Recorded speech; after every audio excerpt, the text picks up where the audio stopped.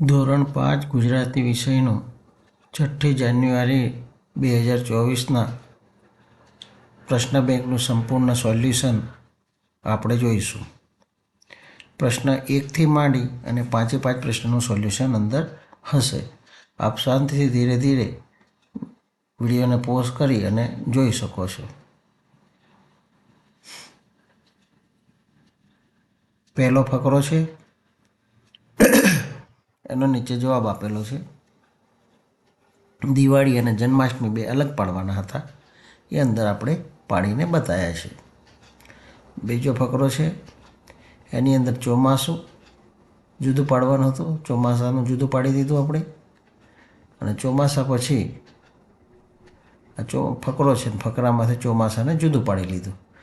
ચોમાસા પછી જે બાકીનું વધ્યું એ બીજા ફકરાની અંદર આપણે શિયાળો છે તો શિયાળામાં લઈ લીધું.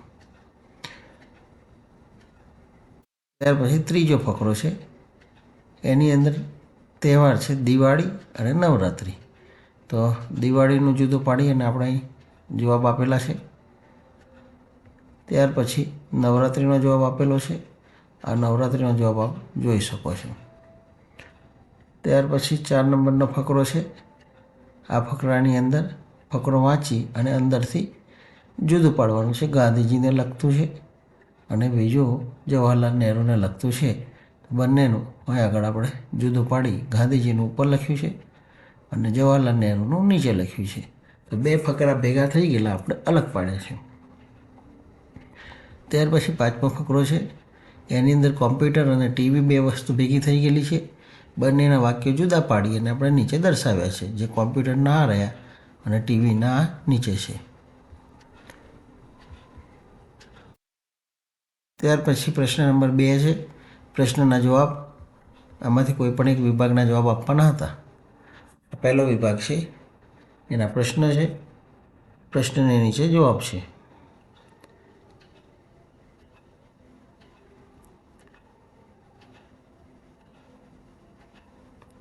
તમામ જવાબો આપ વાંચી શકો છો.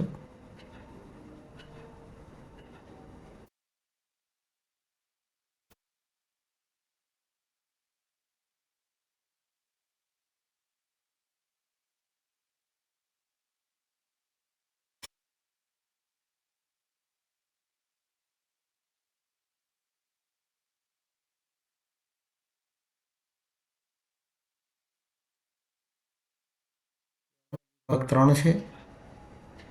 ત્રીજા વિભાગની અંદર પણ જવાબો છે. પહેલો જવાબ, બીજો જવાબ, ત્રીજો જવાબ,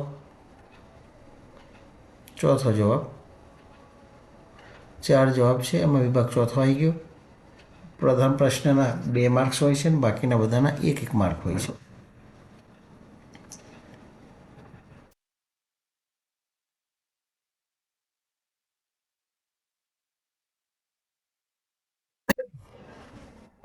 વિભાગ 5 નો પ્રશ્ન છે. પહેલો પ્રશ્ન 2 માર્કનો છે એટલે લાંબો છે. ત્યાર પછી 1 માર્કના છે.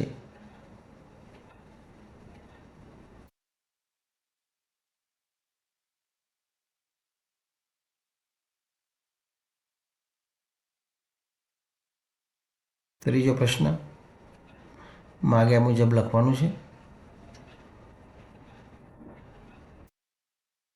જ્યાં લીટી દોરેલી છે એ શબ્દોને કાઢી એની જગ્યાએ એનો સમાનાર્થી શબ્દ લખવાનો હતો. આપણે લીટીની જગ્યાએ એના અક્ષરના રંગ બદલી નાખેલા છે. લીટી નથી તો સમાનાર્થી પ્રકાશ છે તો અજવાસ થઈ જાય, અથવા તો અજવાળું. અજવાસ પણ લખી શકો, અજવાળું પણ લખી શકો. સમાનાર્થી શબ્દ ઘણા બધા હોઈ શકે, એટલે આ લખ્યા એ સિવાયના પણ હોઈ શકે છે. લગભગ જ્યાં બને ત્યાં સુધી વધારે જવાબ લખવાનો પ્રયત્ન કર્યો છે.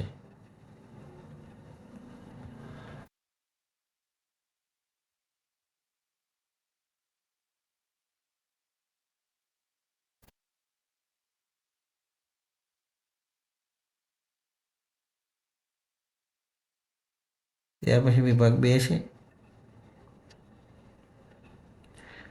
તોફાની કાળી એની જગ્યાએ બીજા શબ્દો લખવાના તો મસ્તીખોર છે, ધમાલિયો છે, આવા શબ્દો વાપર્યા છે.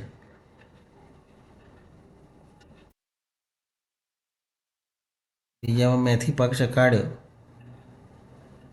એને જગ્યાએ માર પડ્યો, ધોલાઈ કરી, પીટાઈ થઈ, મહાપ્રસાદ મળ્યો, આ બધું ઘણું બધું લખી શકો છો. આગગાડીની સાથે સંબંધ ધરાવતા ઘણા બધા શબ્દો છે.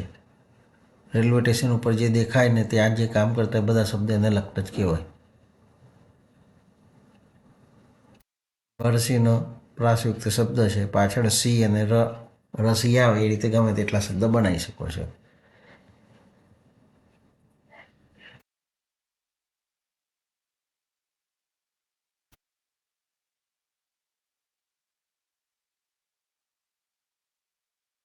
પરાક્રમીની જગ્યાએ સાહસિક, પ્રતાપી, વીર આવો બધો શબ્દ વાપરી શકો છો. છું થઈ જવું એટલે કે અદૃશ્ય થઈ જવું, ગાયબ થઈ જવું, દેખાતા બંધ થઈ જવું, અલોપ થઈ જવું, નજરે ન ચડવું, આ બધા શબ્દો વાપરી શકો છો. જે શબ્દ લખ્યો એ સાચો જવાબ છે.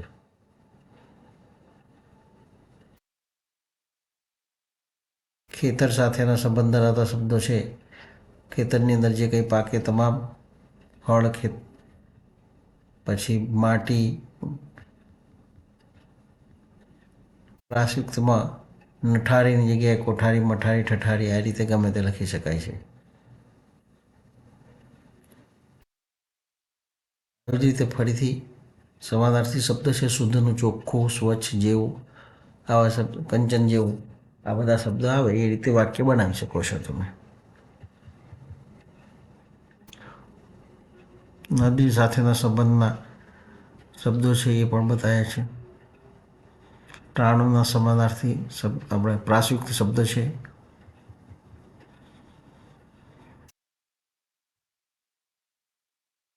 રંજ એટલે કે અફસોસ, પસ્તાવો, ખેદ, સમાનાર્થી શબ્દ આવી રીતે વાક્ય બનાવ્યા છે. ફંગોળી દીધું એટલે ફેંકી દીધું, હડચેલી દીધું, ગુમાવી દીધું, આ બધા અર્થ એના છે.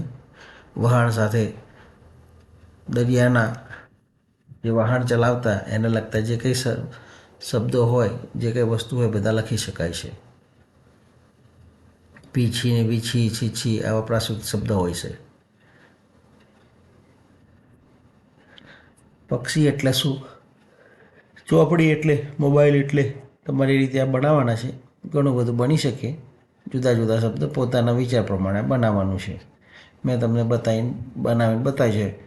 પંખવાળો જીવ, આકાશે ઉડતો જીવ, મીઠું બોલતો જીવ, વૃક્ષે રહેતું પંખી, ઘર આંગણાનું મહેમાન, ભગવાનની સુંદર રચના, નાના બાળકની તિથિ, ઘણું બધું લખાય. ઉડતું વિમાન, તમારે જે લખવું એ લખજો. આવી રીતે દરેક શબ્દના પોતાની જાતે જે રીતે મૂલ્યાંકન કરવું હોય એ રીતે કરીને વાક્ય બનાવવાના છે, નાના મોટા.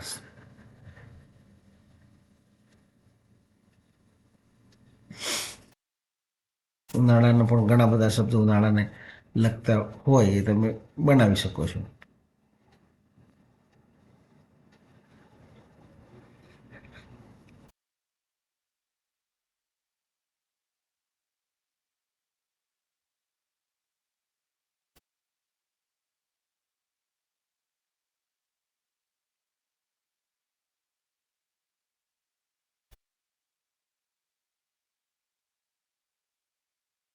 રેડુ, કવિ, તારા, ટેપ રેકોર્ડ એ બધાના શબ્દો ઘણા બધા અહીં બતાવેલા છે. જળપરી, રિશેષ, સિંહ, મહેલ, વેકેશન, પીંછી એટલે, કુટુંબ એટલે, હેલિકોપ્ટર એટલે, દરેક વસ્તુને શું કહેવાય એના પરથી નાનો એક શબ્દ બનાવવાનો છે. વરસાદ એટલે, વરસાદને તમે લખો આકાશમાંથી પડતા મોતી, આકાશમાંથી પડતું પાણી, આકાશમાંથી વરસતો ફુવારો, આકાશી અમી, આકાશી સોનું, આ રીતે ગમે તેવું લખી શકાય. બગીચાનું પણ એ રીતે લખો, મેળાનું લખો, પૂનમનું લખો, ગામડાનું લખો. છેલ્લો પ્રશ્ન છે. વાર્તા પૂર્ણ કરવાની છે. પોતાની રીતે વાર્તા રચી શકો છો. મેં મારી રીતે રચીને બતાડી છે.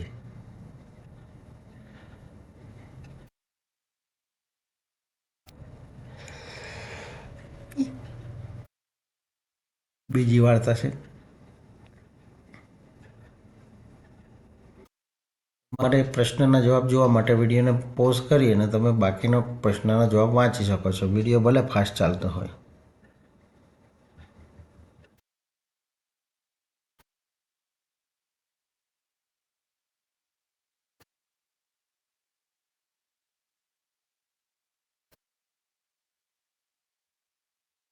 ચોથી વાર્તા.